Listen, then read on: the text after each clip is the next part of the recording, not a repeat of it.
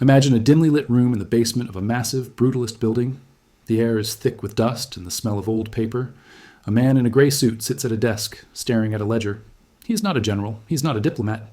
He is an accountant. His finger traces a line of red ink that runs down the page like a jagged scar. 1914, 1939, 1971, 2026. The numbers in the column are growing exponentially, defying gravity, defying logic. The debt has become a mathematical singularity. It is a black hole that is swallowing the entire economy.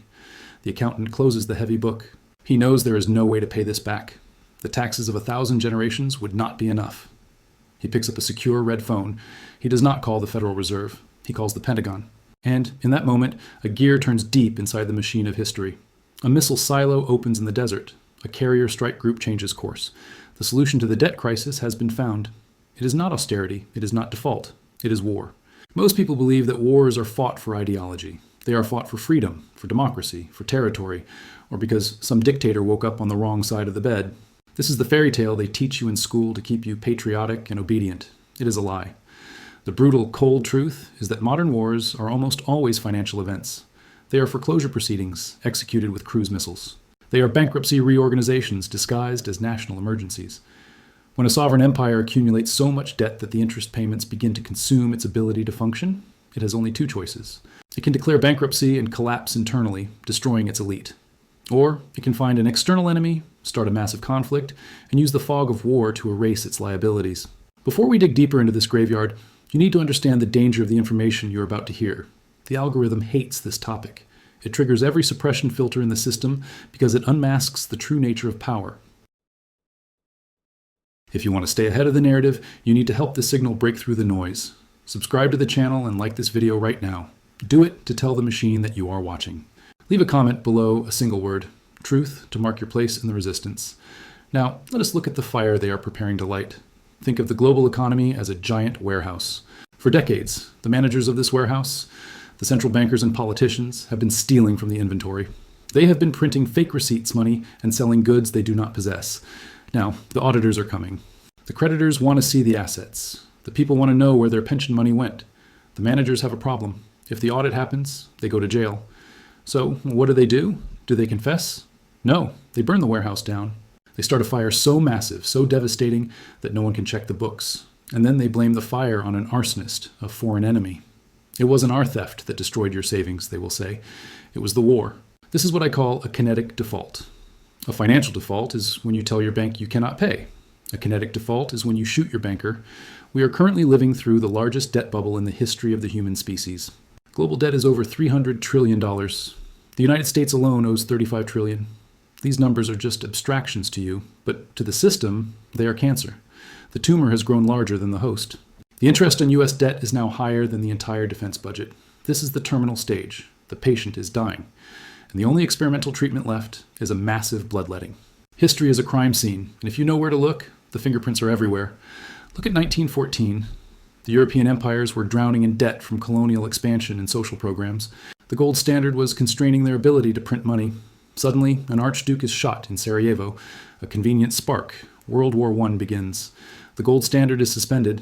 The printing presses run hot. Debts are inflated away.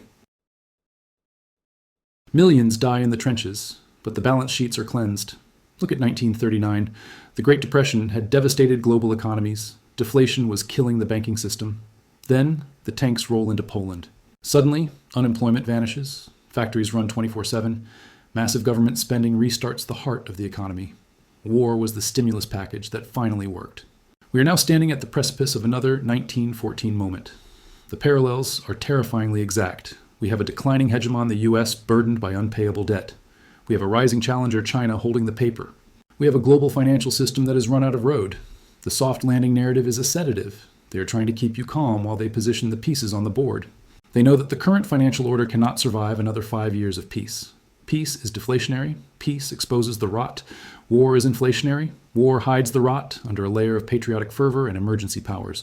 When the war starts, and it will likely start in the Pacific, around 2026 or 2027, it will not be framed as a debt restructuring. CNN and Fox News will not talk about bond yields. They will talk about defending freedom and stopping aggression. They will show you pictures of atrocities. They will manipulate your emotions to make you accept the unacceptable. You will accept rationing. You will accept capital controls. You will accept price caps. And most importantly, you will accept the destruction of your currency's purchasing power, because we all have to sacrifice for the war effort. This is the mechanism of the theft. War gives the government the moral license to steal from you. In peacetime, if the government prints $10 trillion causing 50% inflation, you riot. In wartime, if they print $10 trillion to build tanks and save the country, you cheer. They use your patriotism to pick your pocket. They devalue the currency to pay off their debts with worthless paper. It is the oldest trick in the book. It is financial repression with a flag draped over it. The physiological horror of this strategy is that it treats human lives as liquidity. In the eyes of the ledger, a soldier is just a unit of expense that justifies a unit of debt creation. A destroyed city is an opportunity for a reconstruction loan. The system feeds on destruction. It needs entropy to reset its complexity. We are not citizens to them. We are collateral. And right now, the collateral is being called in. The drums are beating. You can hear them in the speeches of politicians who suddenly sound more hawkish. You can see them in the military budgets that are exploding worldwide. You can feel them in the tension in the air. They are preparing the public mind for conflict. They are manufacturing consent for the great write-off. You need to understand that the coming war is not an accident. It is a policy decision. It is the break glass in case of emergency option for a bankrupt elite, and the glass is already cracking. Let us step away from the emotion of the battlefield and walk into the cold, sterile laboratory of history. Put on your white gloves. We are going to perform an autopsy on the last 100 years of human civilization.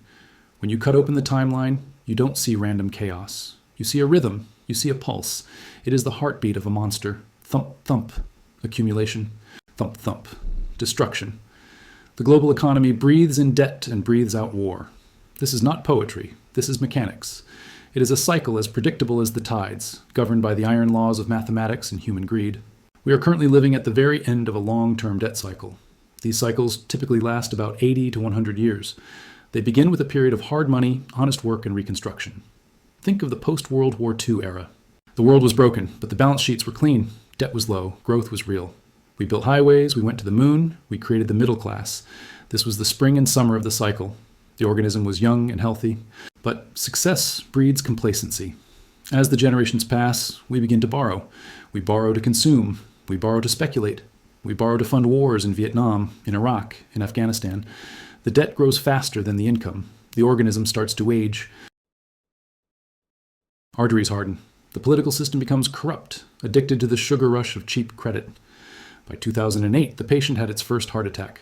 The global financial crisis. It was a warning. The debt was already too high. The system should have deleveraged. We should have taken the pain, accepted the bankruptcies, and cleared the rot. Instead, the doctors, the central bankers, did the unthinkable. They injected the patient with pure adrenaline. Quantitative easing. 0% interest rates. They printed trillions of dollars to paper over the cracks. They kicked the can down the road. But they didn't just kick the can, they kicked a hand grenade. And now, 17 years later, we have reached the end of the road. The grenade has stopped rolling, the pin is out. The mathematics of the debt are now exponential. The curve has gone vertical. There is no way to grow out of this. There is no way to tax out of this. We are trapped in a burning room with no exits. Look at the charts. They scream the truth that no politician dares to whisper. Every time in history that the debt to GDP ratio of a major empire crosses the 130% threshold, one of two things happens: default or war. There are no exceptions. It is a law of economic physics. In the 1930s, debt peaked. Result, World War II. In the Napoleonic era, debt peaked. Result, the Napoleonic Wars. Today, global debt is over 350% of GDP. We are not just in the red zone, we are off the scale. The pressure in the boiler is so high that the rivets are popping. The only way to release this pressure without destroying the ruling elite is to direct it outward, to find an enemy, to start a fight. This cycle is driven by generational turnover. The generation that remembers the horror of war dies out. The generation that remembers the pain of inflation dies out. We are left with leaders who have never seen a real crisis, who treat the economy like a video game where you can always press restart. But reality has no restart button. Reality has consequences. The fourth turning is upon us. This theory, developed by Strauss and Howe, predicts that every 80 years, society goes through a cataclysmic crisis that reshapes the entire order. We are due, we are overdue. The scariest part of this cycle is the Thucydides trap. When a dominant power, Sparta, Great Britain, the USA, is challenged by a rising power, Athens, Germany, China, war becomes statistically probable. 12 out of 16 times in the last 500 years, this dynamic ended in bloodshed. But add the debt dimension, and the probability jumps to near 100%. Why? Because the declining power is always broke. The US hegemony is built on the dollar, and the dollar is built on debt. China is the creditor. China holds nearly $1 trillion of US treasuries. China produces the real goods that America consumes. In a normal bankruptcy, the creditor China would seize the assets of the debtor America. They would take the land, the technology, the resources. But sovereign states do not go to bankruptcy court. They go to the battlefield. America cannot pay China back. It is mathematically impossible. So, the logical sociopathic move for the US is to provoke a conflict. If you are at war with your banker, you don't have to pay your mortgage. You can freeze their assets. You can void the bonds. You can default on the enemy while claiming moral superiority. It is the ultimate get-out-of-jail-free card. This is why the tension over Taiwan is not just about semiconductors or democracy. It is about the ledger. A kinetic war in the Pacific allows the US to wipe hundreds of billions of dollars of liability off its books instantly. It justifies the seizure of Chinese assets in the West. It forces allies to buy US debt to fund the war effort. It is a financial reset button disguised as a naval blockade. And do not think for a second that the other side doesn't know this. China is dumping US debt as fast as it can. They are buying gold. They are building stockpiles of grain and oil. They are preparing for the moment when the dollar system is weaponized against them. They are reading the same history books. They know how the cycle ends. They are hardening their economy for impact. We are watching a slow-motion train wreck that has been in motion for a century. The tracks were laid in 1913 with the creation of the Federal Reserve. The speed increased in 1971 when we left the gold standard. And now, the train is derailing. The passengers, you and I, are arguing about politics, about gender, about climate change. We are fighting over seats in the dining car while the locomotive is plummeting off a cliff. The 100-year cycle demands blood. It demands a sacrifice to balance the books. The gods of finance are hungry. They have eaten the savings of the middle class. They have eaten the future of the youth. Now, they want the bodies. War is the final stage of financial capitalism when it runs out of growth.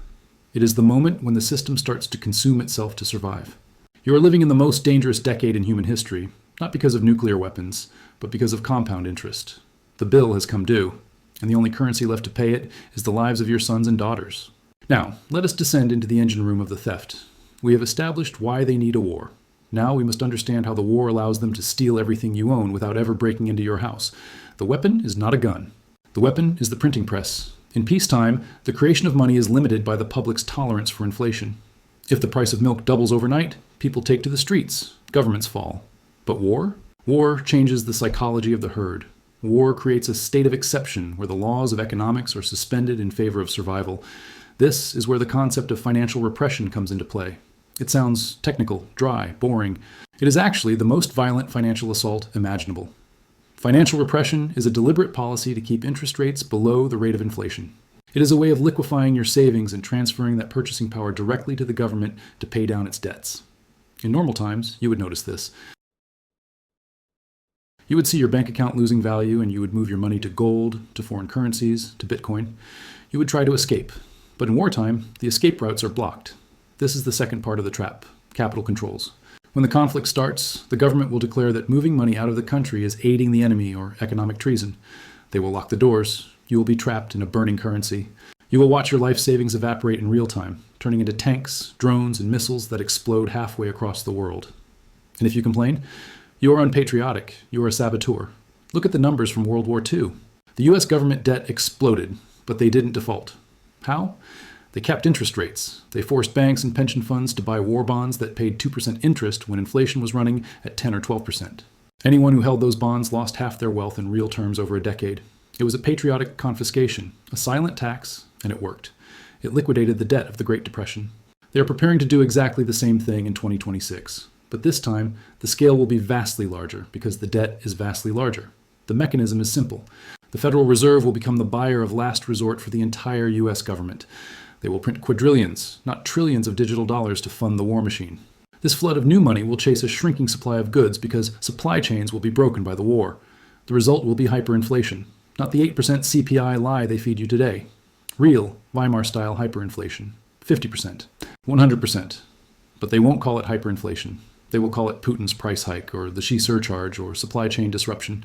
They will blame the enemy for the fact that your dollar buys nothing. War is the ultimate laundering machine.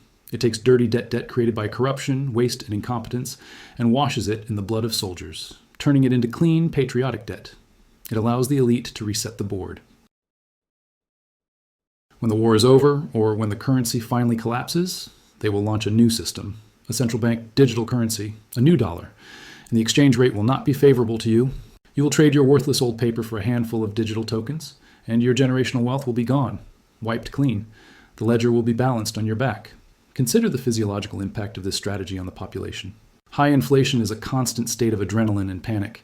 You cannot plan for the future because you don't know if you can afford bread next week. You stop building. You stop dreaming. You exist in survival mode. Society regresses. The trust between neighbors breaks down. Did he hoard food? Does she have gold? Paranoia spreads like a virus. This atomization of society is exactly what the state wants. Scared, hungry, isolated people are easy to control.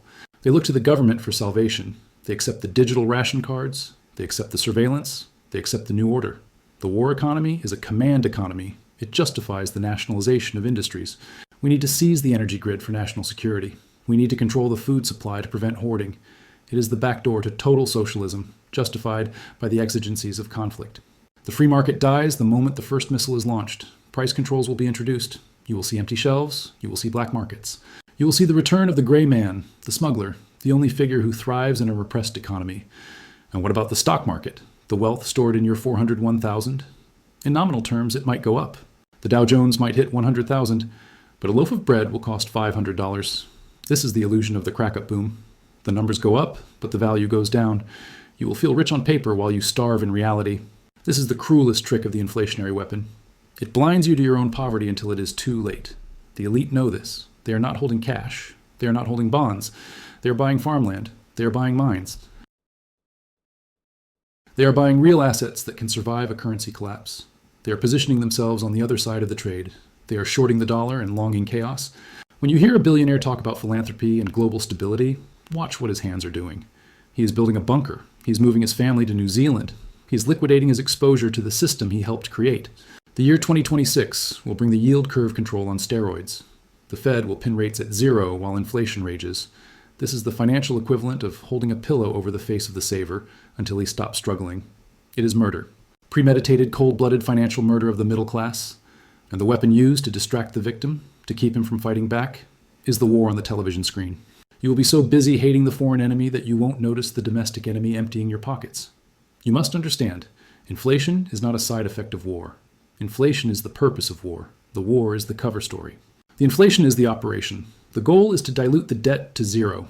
If they have to burn down the world to do it, they will. They have done it before. They will do it again. The printing press is already warm. The ink is loaded. And the target is you. We have arrived at the edge of the cliff. We have dissected the history, the mathematics, and the mechanism of the theft. Now, we must look directly at the trigger. We need to talk about the specific scenario that will likely initiate the kinetic default. It is not a vague someday. It is a concrete series of events, with a terrifyingly high probability of occurring around 2026. The theater is the Pacific. The actors are the United States and China. The prize is not Taiwan. The prize is the survival of the dollar system versus the birth of a new, resource-backed order. Imagine two sumo wrestlers fighting on the edge of a precipice. They are locked in a deadly embrace.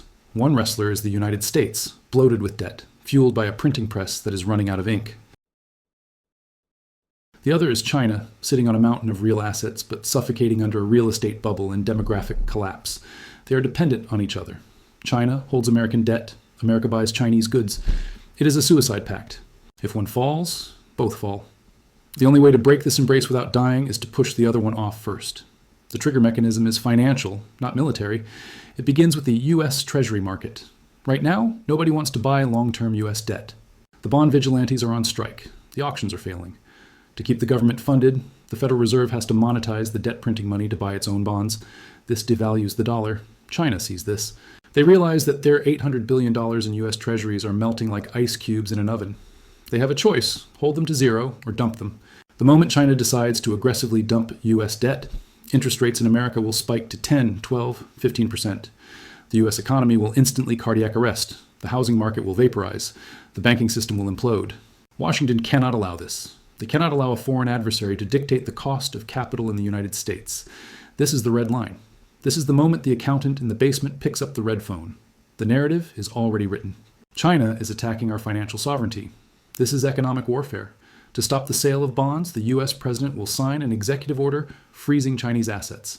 We are sanctioning the aggressor. In retaliation, China blockades Taiwan, the chip foundry of the world. The supply of semiconductors, the oil of the 21st century, stops. The global economy seizes up. The stock market crashes 50% in a week. Panic, chaos. And then, the kinetic default. The US declares war. Not necessarily a full nuclear exchange that benefits no one, but a limited, high-intensity kinetic conflict. Why? Because war changes the legal status of debt. Under the Trading with the Enemy Act, debts owed to a hostile nation are null and void. In one stroke of a pen, the U.S. cancels nearly $1 trillion of liability. We don't owe money to the people shooting at our ships. It is the ultimate balance sheet trick. It is the jubilee of the damned. Simultaneously, the domestic population is put on a war footing. Capital controls are imposed. You cannot buy gold. You cannot buy Bitcoin. You cannot move money offshore. You are forced to hold dollars that are being printed into oblivion to fund the war. Your savings are the fuel that keeps the tanks moving. You are being harvested. The inflation that follows will be blamed on the Chinese blockade, not on the Federal Reserve's reckless printing. The enemy provides the perfect alibi for the murder of the middle class. This is the endgame. The year 2026 is the likely flashpoint because the math dictates it. The interest payments on the U.S. debt will eclipse all other discretionary spending by then. The system simply cannot function mathematically beyond that horizon without a reset. They need a reason to print $100 trillion. Saving the banks again won't fly. The public will revolt. But saving democracy, stopping the new Hitler, that sells. That gets the flags waving. So, what do? You're standing on the train tracks, and the engine is coming. You cannot stop the war. You cannot stop the default. You're not a central banker, and you are not a general. But you can step off the tracks. First, you must realize that in a kinetic default, counterparty risk is fatal. Anything that depends on someone else's promise to pay is garbage. Bonds are garbage. Annuities are garbage. Bank deposits are garbage. They are all claims on a system that is about to declare moral bankruptcy. You need assets that have no counterparty risk. Physical gold, physical silver, Bitcoin held in self-custody if you can hide it, land that produces food, tools, skills. Second, you must become invisible. In a war economy, visibility is death. The tall poppy gets cut. The wealthy are targeted for patriotic levies. Do not flash your wealth. Do not talk about your stack. Gray man theory is your survival Bible. Look poor, be rich. Look compliant, be ungovernable. Third, you must understand that the new world order that emerges from the ashes will not be global. It will be fragmented. The world is breaking into blocks. The US block, the BRICS block. You need to decide where you want to be when the Iron Curtain falls again. Do you want to be locked in the declining empire with capital controls, or do you want to have a passport and a foothold in a jurisdiction that respects property rights? Geographic diversification is not a luxury anymore. It is an insurance policy against tyranny. We are witnessing the funeral of the post-1945 order. It was a good run. We had cheap goods, cheap energy, and relative peace. But the credit card is maxed out, and the repo man is here. He's wearing camouflage and carrying a rifle. The kinetic default is coming. It is the only way the math resolves. It is the only way the elite survive. They will burn the village to save the castle. Do not be in the village. Do not be the collateral damage in their accounting fraud. Wake up. Look at the horizon. That smoke you see is not a campfire. It is the future burning. The cycle is closing. The guns are being loaded. And the debt will be paid. Not with money, but with fire. This is the prophet of financial apocalypse, signing off. The warning has been delivered. The rest is up to you.